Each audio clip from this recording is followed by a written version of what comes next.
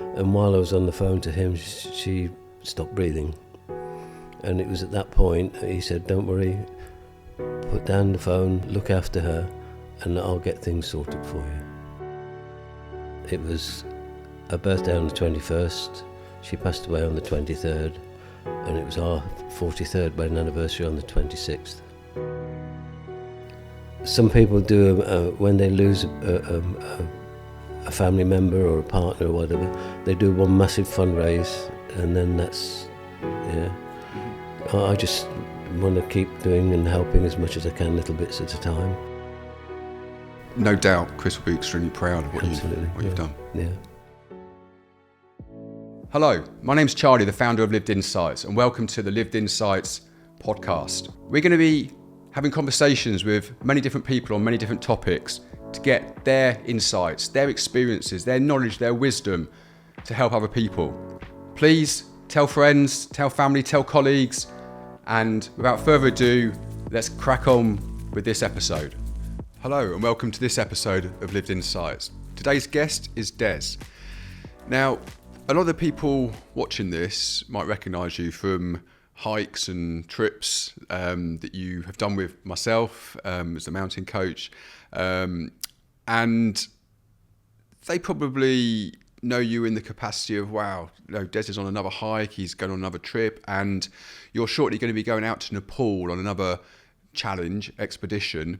A lot of people watching this, you'll probably either be out there or you've already come back. But my understanding is this is going to be your 19th overseas expedition fundraising trip. Is that correct? It's my 19th trip with the company I go with, yeah. Some of them have been UK as well as Okay. Mainly over in the Asian sort of side of the world. Okay, and for those that aren't aware, not that it necessarily matters, but I think people should be aware. Can I ask you how old you are? I was 75 last year in October. Okay, so you're 76 this year. Wow. I will be in October, yeah. Okay, so a lot of people, as I said, know you from the hiking, the trips, the expeditions, the fundraising. Mm-hmm. Most people won't know why you do that. And This episode is, a lot of it will be about bereavement and also finding a purpose after such a loss. So I want to understand a bit more about you and the reasons for you doing the hiking and the trips, etc. I'm sure people listening and watching will be really interested. Mm-hmm. It's obviously a difficult topic, anything to do with bereavement, loss, etc. But in your case, from what I do, the little I do know, even more so. So can you just go back and explain a little bit about the situation you found yourself in with your wife and when that was? Yeah, sure. It was 2012, just after Christmas, probably Boxing Day, the day after maybe. Chris started to lose some sensation in her face. So we went to the hospital. They admitted her that evening because possible stroke or something like that. A couple of days later, when they let her out again, they told her that she'd probably have cancer. Yeah, it was sort of January, February, they actually made a full diagnosis of cancer. It was lung cancer, and it had metastasised around her body. And probably the reason her face was getting lots of sensation was because it was in the brain as well. So she went through all the treatments. You had chemotherapy, radiotherapy and all that sort of stuff, which is, at that time, was probably the only thing that was available for lung cancer. Mm-hmm. We found out, obviously I found out later that nowadays there's a lot more information and things to do, but at that time that was the only things available. Mm-hmm. And that was diagnosed probably January, February, and she passed away in August. It was her birthday on the 21st, she passed away on the 23rd, and it was our 43rd wedding anniversary on the 26th. So it was sort of right in the middle of... Okay, this was 2013? This was 2013, yeah. Okay. So she started to have the symptoms late 2012. Mm-hmm. Actually, it was sort of Christmas time, 2012. So prior to Christmas, there was no symptoms, no obvious signs? No. And then she went to the hospital, and within a few weeks, it was effectively terminal cancer. Yes. And Stage 4, 8 months later, she sadly passed away. She did, yeah. So, you were both in your early 60s? Chris was this time? 63, I was 64. And you were married 42 years? 42 years. Coming up to 43 years. Give or take a couple of days, 43 years, yeah. Okay. So... We'd known each other about 2 years prior to that, so... Wow. Yeah. Okay. Yeah. Now, I don't think many people could possibly imagine a scenario like that, but without going into too much detail, I mean, it must have been a huge shock having a cancer diagnosis. Definitely. Yes. And at that time, can you remember how you both dealt with it? Both being so close, married for 42 years. Can you try and describe what that was like initially? It was a shock, and the fact that at the time, while they were making the diagnosis and things, we didn't know what things were going to happen and where things were going to go. And obviously, being a bit of a guy who likes to try and fix things if I can, you instantly go onto Dr. Google and all that sort of stuff, and try and find out any way of getting around it if there's a possibility. And mm-hmm. I was doing that, and Chris was sort of, I think, she was probably the type of person she was sort of stoic about it and sort of going with the flow, really. You know, at the end of the day, we was in a mindset that there's not much we can do apart from follow what we were being informed and told about. Mm-hmm. And as you do when you go to anything like that, you follow the information that is available at the time. Yeah. Particularly from your oncologist and yeah. the nurse. They had a lung cancer nurse there as well. So we just followed what was going on with that.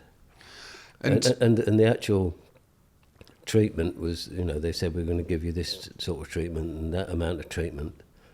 And yeah, it sort of as the months went on, it got to the point where they said we can't do any more because the treatment is not helping. It's actually making things worse. Okay. So about 6 or 8 weeks before she passed away, they'd stopped the treatment. So it was effectively they told me that there's nothing much more we can do for her, basically. And that's when we got involved with the hospice. Okay. Yeah. We'll come on to the hospice because I know that's mm-hmm. massively important, and that's who you fundraise for. Mm-hmm. As you know, I've been diagnosed with cancer. Mm-hmm. Everybody's situation is different. Absolutely. There's such a wide range of different types of cancers, different situations, circumstances, etc.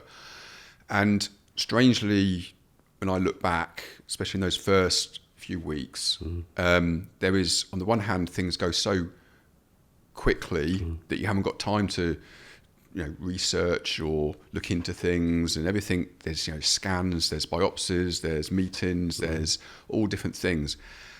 So on the one hand, things go so quickly you haven't got time to do anything. On the other hand, things seem to take so long. You're constantly waiting. What's going to happen next? Waiting for results. Waiting for the next X, Y, and Z. And it's a real contrast between that really slow and really fast. And so I can imagine with the diagnosis that your wife had, that it must have been so difficult to deal with, particularly for you wanting to have some answers, wanting to help, wanting to fix things, but being out of your control. Yes.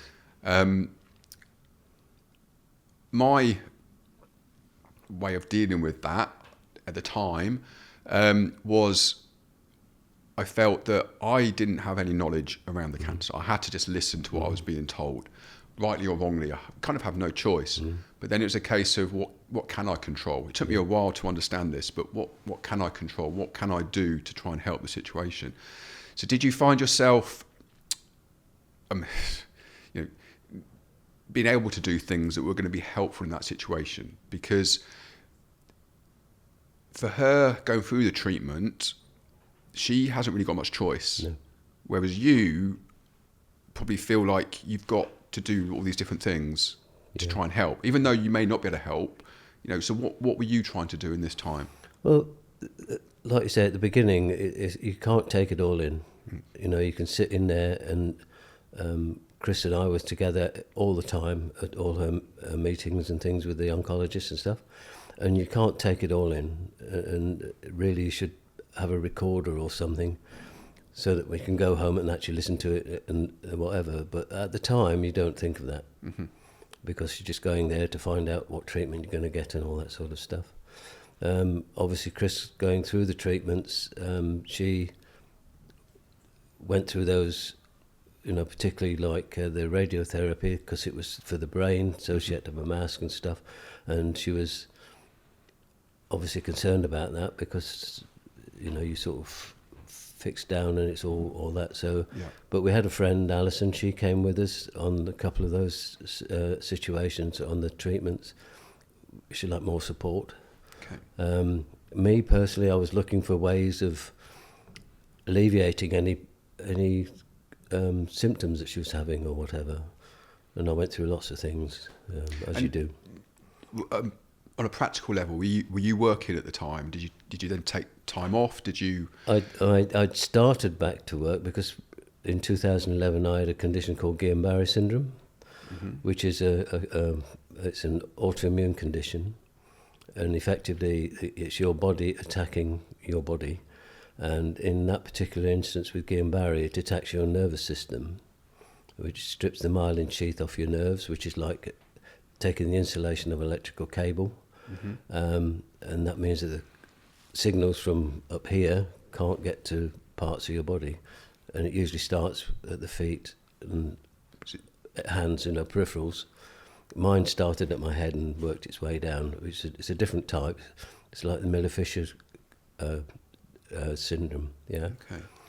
So Miller-Fisher is a part of Guillain-Barré. It's another thing with Guillain-Barré. So that stopped you working. That hospitalised you. Yeah. That took you out of action for quite a period of time. Yeah, I was out. I was hospitalised. Within about 3 days, I was in intensive care. When I came out of hospital 7 weeks later, I'd had a tracheotomy taken out and I had a PEG feeding tube fitted. And it was that was in September 2011. Around about 3 months later, I had the tube taken out because I could start to swallow again. And Chris obviously was my carer at that time, looking after me, making sure I was okay. Yeah. And around about March, I got my vision back, so I got my licence back. So then I started to go doing work again, which I was doing tiling, floor and wall tiling. Okay. Which is completely different from what I did before that. And it was probably about 2 months, I think, before this all started to happen, that obviously I couldn't work after that. I was her carer. So for quite some period of time, you were very seriously ill, yes. And Chris was looking after you. Yes. And presumably you were trying to just get through that. You weren't sure, there was uncertainty. Yeah. She was helping, You weren't working. And then fairly soon after that, roles were reversed. Yes, yeah, very much so. And you were then in this, effectively the job as carer for your wife. Yeah. Yet her prognosis was terminal, and did you know that quite early on, or was there, because you said that she had radiotherapy and chemotherapy, which suggests that there was, some level of hope that it could. Yeah, that's basically palliative care in some respects. It wouldn't have made any much difference. It's just supposed to help things last a bit longer. Yeah.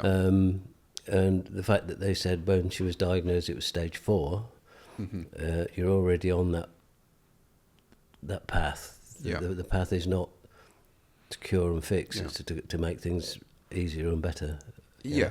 Or prolong it. Yeah. And I think again it's something that I didn't know about. I had very little knowledge. The different stages of cancer and the fact that when people talk about palliative care and stage 4, that can mean there's a wide variety of what Absolutely, that can mean. yeah. I.e., you could be in stage 4 and palliative care for years and years and Yep, years and absolutely, years, yeah. or it could go very, very quickly, Yes. Yeah. depending on many factors. And so she went through the treatment. Presumably that was pretty horrendous for both of you. Yes. Yeah. You seeing her, watching her, and her, physically and I guess emotionally being able to deal with that. Yeah. And you said that it was about 6 to 8 weeks after the treatment ended that she did pass away. It was around about that amount of time. Yeah. Okay. Yeah. And was that? Can I ask? Was that expected? That period of time? When she went for her last appointment, effectively, the oncologist told me then she's probably got about 5 or 6 weeks left. Okay. Yeah, and then they put me onto Macmillan, and then Macmillan helped get involved with the Garden House Hospice, which is my local hospice that looks after the area that we're in. Yeah. And what can you just repeat the name of the hospice? Garden House Hospice Care. Okay. Yeah. Garden House Hospice Care. Okay. Yeah. Yeah. Okay. So how long was she there for? She was under their umbrella, so to speak, for 4 weeks, 4.5 weeks. We had hospice at home nurses coming around to look after her. She didn't actually go into the hospice. Okay. She wasn't in any pain or distress that needed for her to go there for them to do medications and that, because she was not really on any medications. Okay. As she got nearer the end, it was sort of they were put on sort of painkillers or things to calm her down, really. But about the 4 weeks before, they used to come in twice a day to take care of her. And basically, my feeling was when they knocked on the door, the nurse came in and said, "We're the hospice at home nurses. We're going to help you, and we're her carers now, and you just be her husband." Yeah, so they came and looked after her in personal ways and all that sort of stuff. Yeah. And they even came around in the evenings sometimes and said, "Right, you go out for a couple of hours and come back." So it was a very strange time. Do you feel that you both accepted the situation? Or was it almost right to the end? There was that still, It was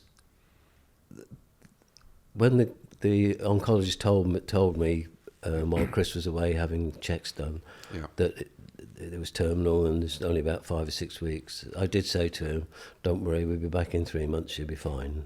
Yeah, and that was me trying to figure out how I could probably knock their diagnosis.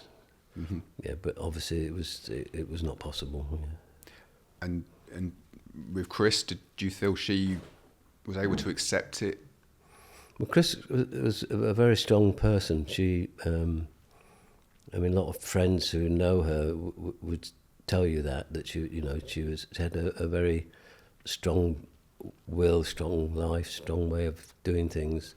She worked in an industry which is mainly male, and a lot of the and she can handle that without any problems at all. And she was. She never actually spoke to me about it really, but she did mention to our friends, close friends, that she wanted them to make sure that I was okay. Yeah, and even up until the point before she was looked after by the hospice at home nurses, she used to say, "Go out for an hour," because she was obviously okay at that time. Round about 4 to 6 weeks, she lost lots of that sort of abilities to do stuff. Okay. We even actually put a gate across the top of the stairs just to make sure she didn't fall down the stairs if she got out of bed. So yeah, it was she. It was like when I had my illness, she never told people that I was ill. And that was probably both of us. We're both that way. It's sort of, we'll look after it, we'll do it ourselves, sort it out. but yeah, close friends like Alison and Frankie, who's unfortunately she's no longer with us. They used to make sure that I was okay. Yeah. Come round and look after her as well for us. Yeah. You don't have children. No children, no. But obviously together for well over 40 years, you must have been. Well, people used to say we inseparable. joined at the hip. Yeah. Joined at the hip. A lot of people said we very rarely see you out alone. Mm-hmm. I mean, the only times that we weren't together was when I was working away. Mm-hmm. When I was in the Air Force, it was that time when we went on deployment for a month or whatever. So, but yeah, that was the only times that we really sort of separated. Okay. If I was working for the job and things. But everything else we used to do together. Yeah. I mean, no matter the situation, having someone you love, care about, passing away, especially in such circumstances, is terrible. Horrendous. In your situation, being so close for so long, without having additional family there, it sounded like you had friends. Yes. Your wife obviously was very aware that you needed to look after yourself. The hospice wants to make sure you're okay and to look after yourself. How did you manage? I mean, when she passed away, especially those first few weeks, months, without going into full detail, how did you get through that? And is there any advice you'd give to anybody else who would going through anything similar or remotely similar to how do you get through such situations? I hope you're finding this episode interesting, informative and beneficial. And if so, please like, comment, subscribe, follow, and keep watching and listening to future episodes. Tell your friends, tell your family, tell your colleagues. Also, if you can, go to the livedinsights.com website and fill in an online questionnaire. You'll be helping so many other people understand more about these different topics and issues. So remember, tune in to Lived Insights, the conversation, and the website. Thank you. Well, at the time, when she'd passed away and she'd been taken away, things, you have lots of things that you have to do. Practical things. Practical things, you have to go and register the death, you have to do all these sort of things. Let people know about the fact she's passed away, the bank and insurance companies and all those stuff. So you have all that to go through. And obviously you have to sort out with the funeral directors and times of things going to happen and the wake and everything like this. So in some ways your mind is taken away a little bit. Almost like on autopilot because you have to do things. Okay. Yeah. I had, like I say, we had our close friends, Alison and Frankie. Frankie came over to stay with us for a couple of days, or with me for a couple of days, to allow,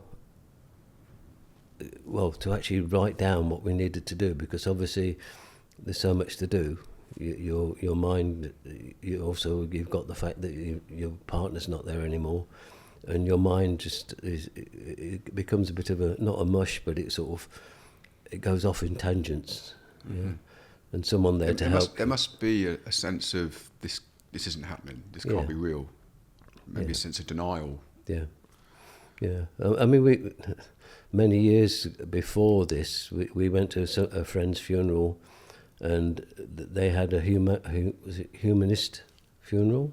Okay. I think it's humanist it's called. And we both said, if that ever happens to us, I mean, it's going to happen to one of you at one time. Yeah. That's what we would do. So that was the thing we, when we went to the funeral directors, we had that as a part of the thing, part of the service and all that sort of stuff. Okay. So neither of you were religious? Not overly religious, no. Okay. No, and still not. So. Yeah. Because, again, I mentioned this before in a previous podcast, and like with my cancer, people, I'm not religious, never have been, And people would say things like, I'm praying for you. And kind of, I understood the sentiment, Yes. and it was very well meaning, but it kind of annoyed me because I'm thinking, well, why have I got this in the first place, as opposed to, pray for me to help get better. But then there's been quite a few times during my situation where I've kind of almost wished I was religious, because I can understand, or I can appreciate having, that faith, that having something that can be really, really helpful, especially in such circumstances, and probably even more so in a bereavement, or someone so close to you passing. And it's I've not become religious, and I probably won't, but there is definitely that sense of I can really see how this could be beneficial and help. But in your situation, that didn't really come into play. No. That wasn't a factor at all. Okay. No, and I understand people who have that faith, and I can appreciate that. It doesn't anger me. I think what angered me was the fact that if there was someone, why did he take my partner? But then again, people have said to me, he's probably not very happy that he's took her, because she would put his place in order. But then again, he might need someone stronger to help him out, if there is such a person. But yeah, it's I got that feeling, and I'm happy for people to say that, and even now, all these years later, people say that sometimes, Okay. and it still affects me even now. So, Well, and I guess people who haven't experienced such close personal grief and bereavement perhaps don't appreciate that it just doesn't go away over time. No. And although 12 years ago, you can probably remember it just like that, and I think can remember about the exact time she closed her eyes. And it's I had a friend, Alison, and her husband Steve. I rang them up and said that she's not too good. And they came over. They stayed for the evening. They said, right, we're going home now. And fine. And we kept going upstairs, checking on Chris and everything. And then they went, and about half an hour later I went upstairs to get ready to go to bed and things. And at that time her breathing changed.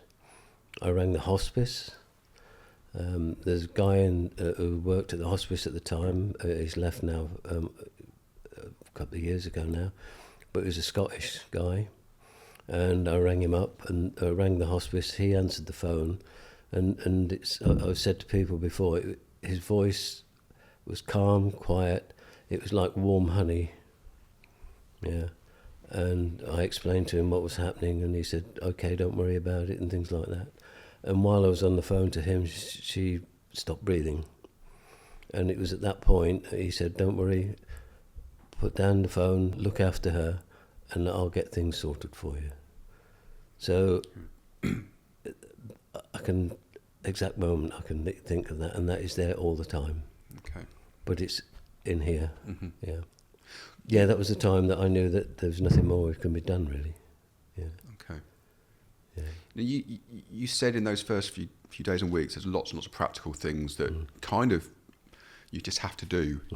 And I suppose in some ways it's almost a good thing, because it preoccupies the mind. Yes, yeah. And there must be the inevitable sadness. But what other emotions did you feel, at that time and over the next few weeks or so? Well, you had the sadness, and occasionally there was probably a bit of anger. Yeah. Particularly when you've had a house that you've both been together and everything, and now you come into the house and it's empty, it's quiet, and some things just trigger it, and sometimes your emotions come out and everything. We were fortunate; we had a cat called Maguire, and he was probably about 16 years old, and I was about, was it, 16 it was.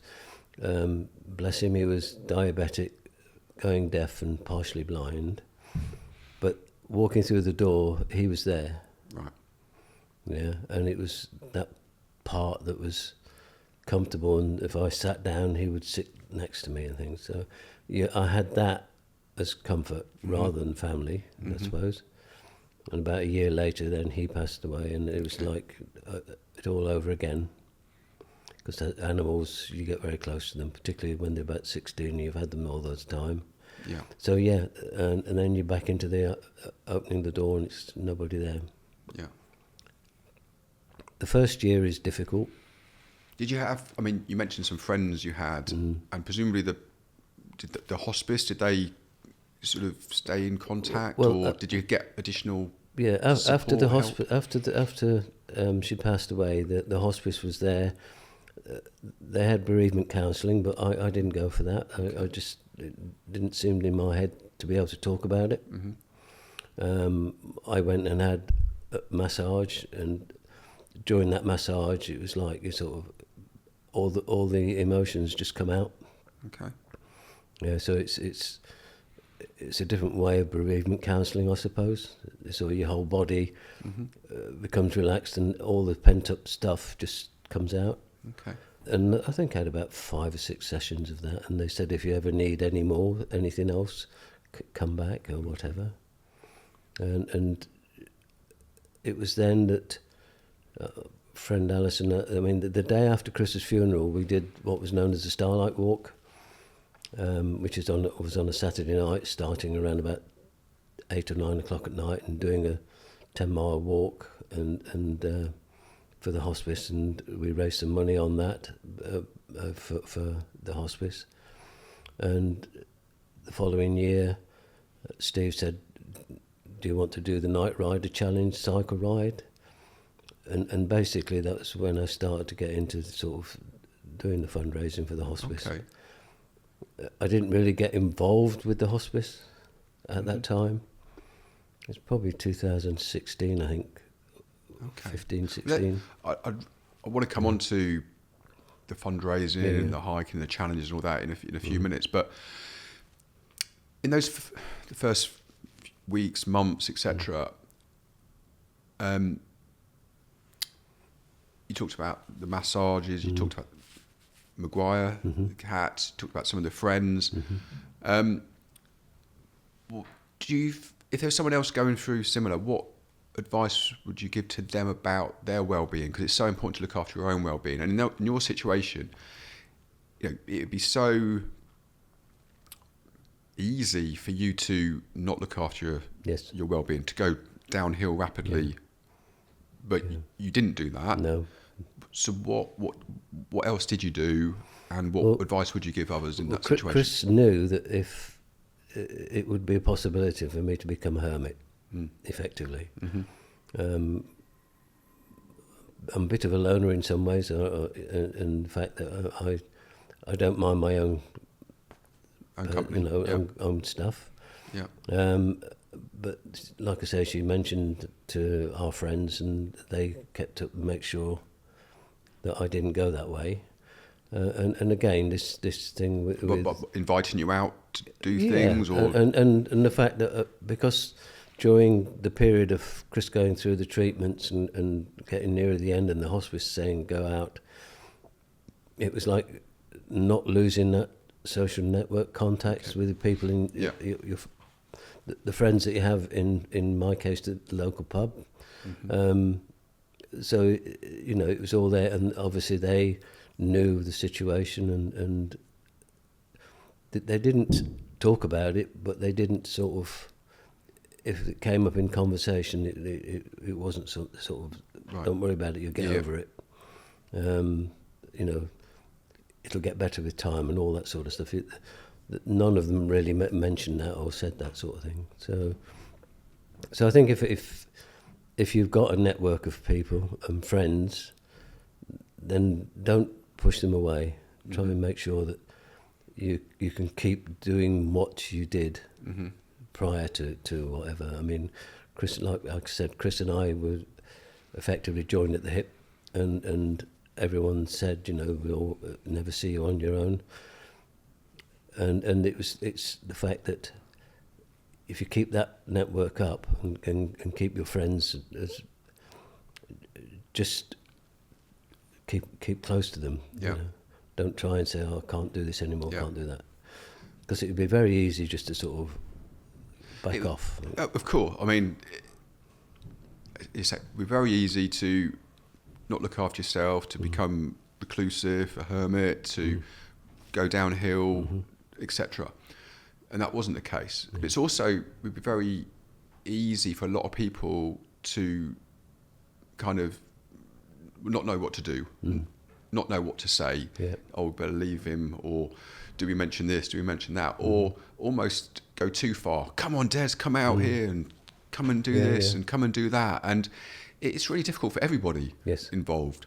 And I guess there is that element of trying to understand the person or the people involved, but don't walk away. But also don't try and force things too much as well. Yeah, and I mean, it must be a difficult balance.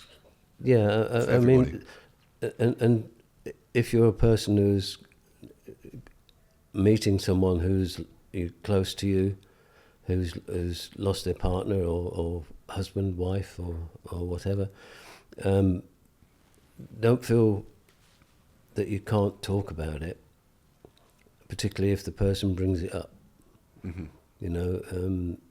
Everyone, even now, say to me, you still talk about Chris in the first person.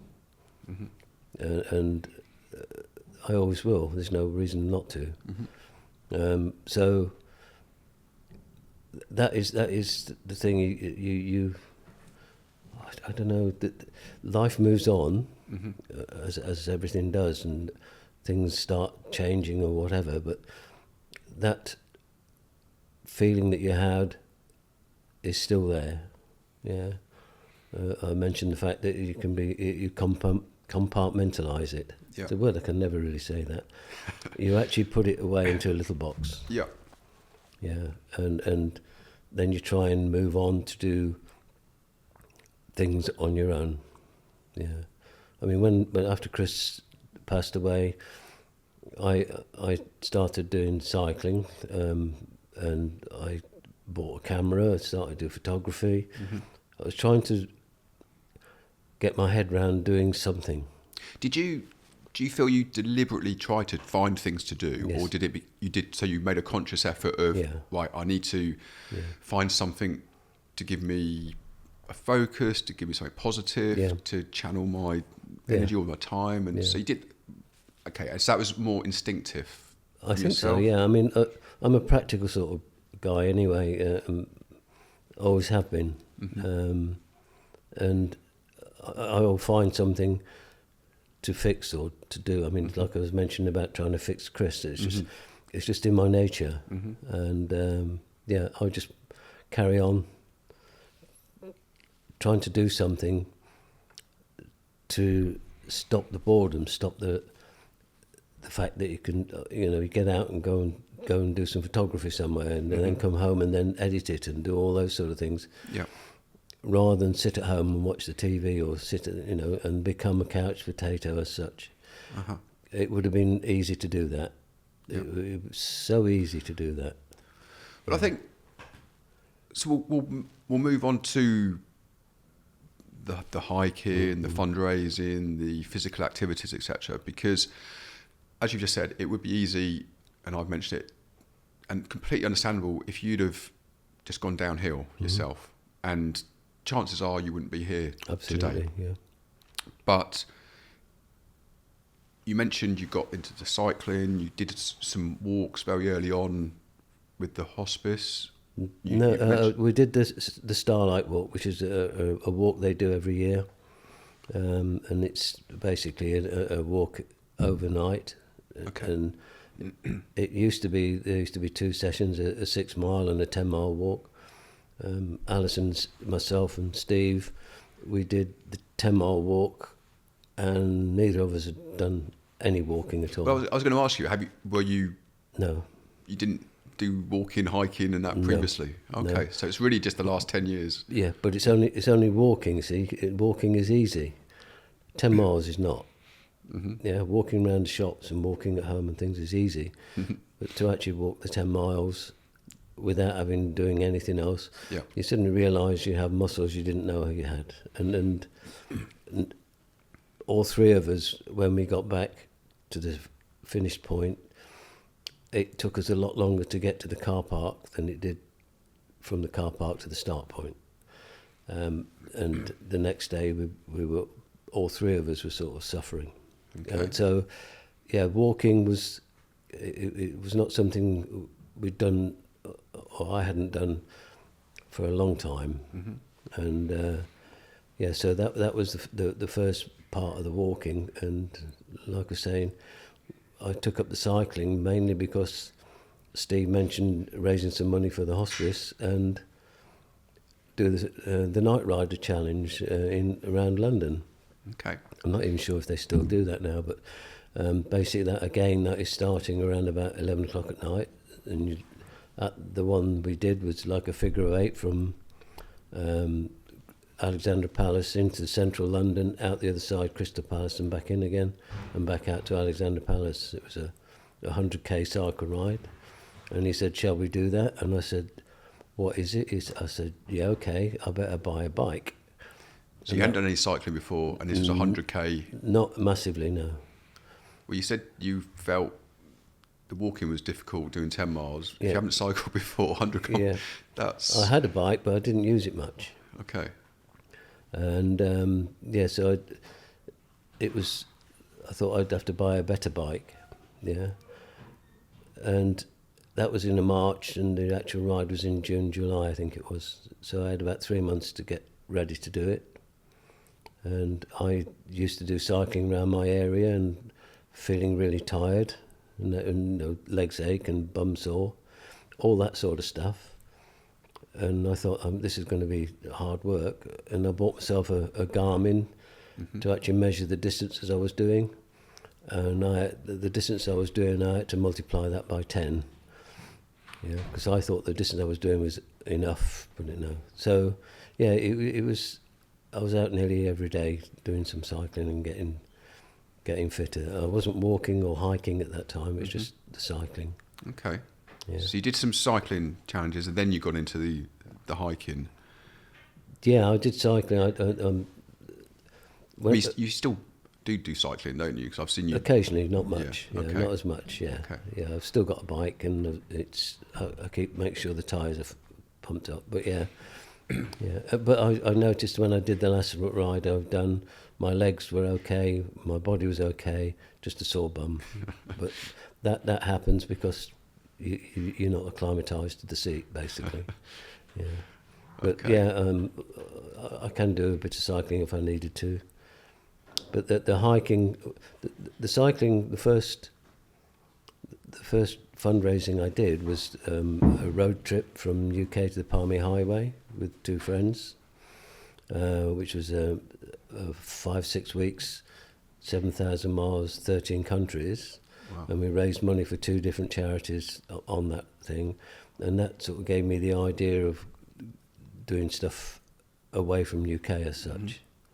And so my first bike ride away was Vietnam Cambodia cycle ride. I did a Borneo one, and then for some reason I decided to do a hike. I can't remember which one that was now, but yeah, so I started to do hiking, and it was then that you realise that you do need to, if you're going to do these things, you need to sort of Do a bit of training. use those muscles. Cycling muscles and hiking muscles are different. Yep. Yeah, and I've been doing lots of different hikes with yourselves, like at Mountain Coach and that sort of thing. I've done other hikes elsewhere, and like you say, I've done 18 so far with the company I go with, and I only go with them because the first one I did, Vietnam Cambodia, I felt safe and everything was straight and sorted. And I've been going with them for a while now, so Okay. yeah. So I mean, I can't remember the first trip you did with me, but it's quite a few years ago now. And you've done many hikes, day hikes, weekend trips, etc. And and you got one of the hoodies. And yeah, I mean, I think I can only talk on my behalf, but I suspect this is the case for most people. Most of them don't know your story, the background to this. They just admire the fact that you're out there hiking and doing this, and there might be some of the tougher mountain hikes where you're nearer the back, but you always do them. Yes. And I think people just in awe, it's that admiration. It's almost, I hope when I'm at his age, I'll be able to do something like that. Do you ever get that sense that people sort of admire you for what you're doing? I do. I get people who say, I hope I'm doing the same as you when I'm your age, and that sort of stuff. I mean, I don't. It's not ego or anything like that. I do the fundraising for the hospice, and to actually get fit enough to do the challenge for the fundraise, I have to do the walking. I also help the hospice with their events and things like that. And effectively, when I come back from the Palmyra trip, I met the fundraising manager at the time, and she suggested that I might be able to help them with their events and stuff, and that's when I got really more involved with the hospice. And I still do that now. If they ring me up and say, "Can I help?" I'll go and help them. So am I right in saying your primary objective is to fundraise for the hospice? Yeah. And to do that, you do the bigger challenges, the overseas expeditions, to help you prepare for that. Yes. So that you can do those tougher challenges. You do the UK hikes and trips, and as a consequence of that, you 75 years of age, 76 later this year, fit, healthy, able to do all sorts of mountains and challenges. So it's you're not doing it so much. Well, you're not doing it for your own personal fitness, well-being. I want to live for as long as possible and be healthy. That's a byproduct. That's absolutely, that comes from it, but that's not your purpose. That's not your main reason for doing it. No, I mean, I do the fundraising, and even if I raise only £500, it's £500. I did get a phone call, and they told me how much I've raised over the years, which surprised me. You tell us? Well, that was 2 years ago, and they said I'd raised £17,000 for them. I've done more since then, so I don't know how much I've raised now. But it's not a massive amount in the scheme of things for the hospice, but every bit helps them. And some people do when they lose a family member or a partner or whatever, they do one massive fundraise, and then that's I just want to keep doing and helping as much as I can, little bits at a time. Yeah, it gave being part of them, helping with their events and things. It gave me a bit more of a purpose to do stuff. So it wasn't like me sitting around just wandering about doing odds and things. I'd go out there and help, and the fact I've got a Pajero, which is a 4-wheel drive vehicle. They use that when we go and do some things like their Muddy Mayhem trips and things like that, so we can take stuff out and set up the course.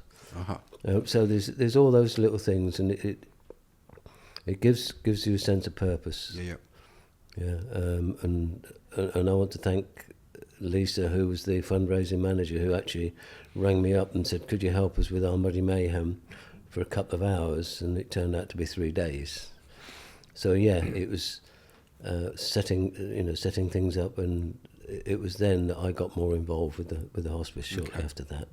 So you've got another trip to Nepal, the Annapurna circuit, coming up in February. And as I say, we're going to put this out before you go away, but I guess most people will be watching, listening, either while you're out there or afterwards.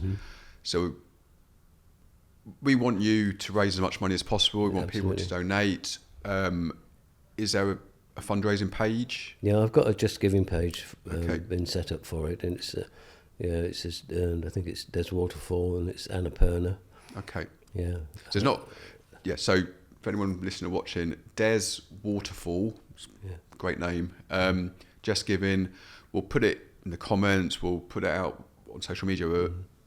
Please, you listen to the story, the reasoning, the background. Please donate. Let's try and get you even more of a few more pounds. Fantastic champion fundraiser. And we'll do what we can to help with that. Perfect. These trips shouldn't be underestimated by anyone at any age. Absolutely not. I've done a lot in my time, and especially when altitudes involved, they are tough. Well, I did the Everest Base Camp in 2023, and I got to within about 3 kilometres of base camp, and my oxygen levels dropped dramatically, and they ordered me a helicopter to take me down. I had to stay the night because the helicopter couldn't get there. Now, Gorkshep is it's a very basic place. Yeah, I've been there a few times. Yeah, in the scheme of things, and it's well over 5,000 metres. It is, yeah. And the reason my oxygen levels dropped that much was that you're walking at 5,000 metres for nearly all day. So, and I'd already done Kilimanjaro, and I thought Everest Base Camp is lower than Kilimanjaro. I'll be able to do that piece of cake. No, it's not. No. Well, I think when it comes to altitude, different people respond differently, and the same people can respond differently at different times. Yeah. But yeah, I think it's great you're doing these. I think it's great that you're getting to see different parts of the world. You're living life. You continue to live life and have all these experiences, but at the same time benefiting so many other people. Yes. Yeah. I don't think it's just the hospice and the people related to that and the families, but as I said before, it's an inspiration to see what you're doing at your age, getting out there, putting yourself in these tough situations, these challenges, preparing for it, training for it, etc. And it goes back to what you said about purpose. Yes. And I've for a long time now, I've realised how important purpose is, and having some kind of fulfilment as a result of what you're doing. And going back to Chris's passing, we mentioned how easy it would have been to lose all sense of purpose and just to go downhill. And I'm sure, sadly, many people do that. Yeah. For others, they've got to try and find what it is, find that purpose, that passion, that interest. And it might take time. They may need help with that. They may need support. You, from what you said, found that, you sort of... it was a convoluted way of getting there. Yeah. It wasn't a straightforward, that's what I'm going to do. No. You found it, you got there, and now it feels like you're all guns blazing for the last several years doing this. Do you think you'll stop at some time? Or is this now... If my legs give way, probably. I don't know. My feeling is that what I'm doing is keeping me fit. Yeah. It's keeping me mentally fit as well, because when you get out in the countryside, into the hills, and particularly, when I've done walks with yourself and other people, getting into mountains and standing at the top of something after you feel like your legs are going to fall apart or you can't breathe much anymore, and you see the views and the tranquility and the quietness and the grandeur of the mountains, your mind is completely nowhere else. It calms anything that's you've got going on in your head, and obviously coming back down from wherever they are, you suddenly find that going up was a lot easier than coming down sometimes, and your legs get tired and your body gets tired, but when you've finished, you've got a fulfilment at it. Is there... For me, I say to some people, life is for living, and what I do, it benefits me or whatever, But not everyone has to climb mountains. Not everyone has to do marathons. Not everyone has to do all these things. Something quite simple to actually keep you occupied, keep your mind working, is important, I think. Yeah. Personally. Yeah. No, I totally agree. And Yeah. is there an element of, presumably, during these challenges, in preparation afterwards, Chris is on your mind. Is there part of you that thinks about her when it's really, really tough? Is there part of you where you think, yeah, she's going to be proud of what I'm doing, what I've done, what I continue to do? Yeah, she'd be very proud of me. The fact that I haven't gone down the sort of hermit route, and the fact that I help people, not just the hospice. People sit and talk to me, think I'm a guru of some sort, but I'm not. I've got a very pragmatic sort of mindset, I think, and being sort of an engineering sort of background, probably a pretty logical mindset in some ways. It's not artistic, it's not flamboyant or anything like that.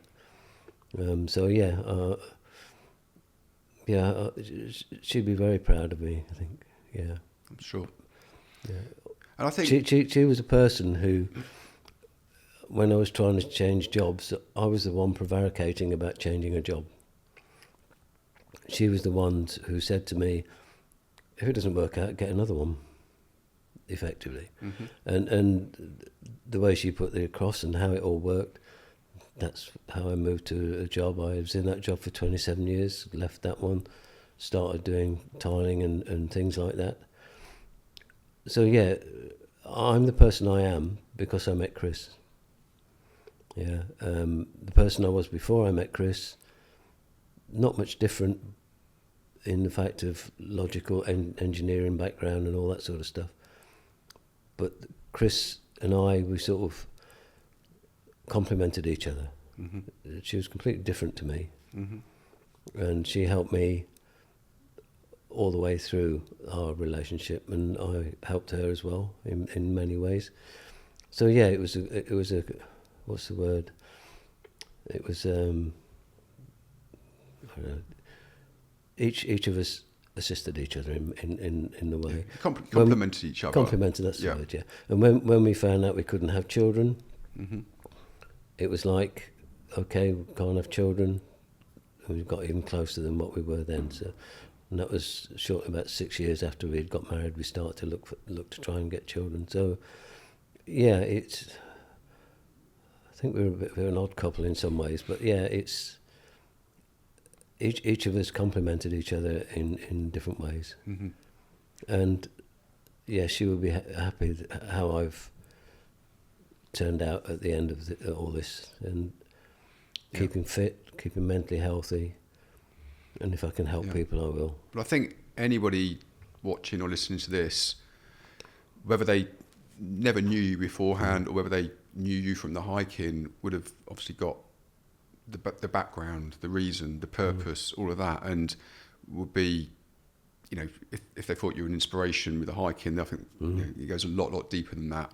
And I think, you'll know this, with Livedinsights, the whole thing about it is getting people with lived experience on different situations to share their insights, to help others in whatever way or whatever capacity that is. Yeah.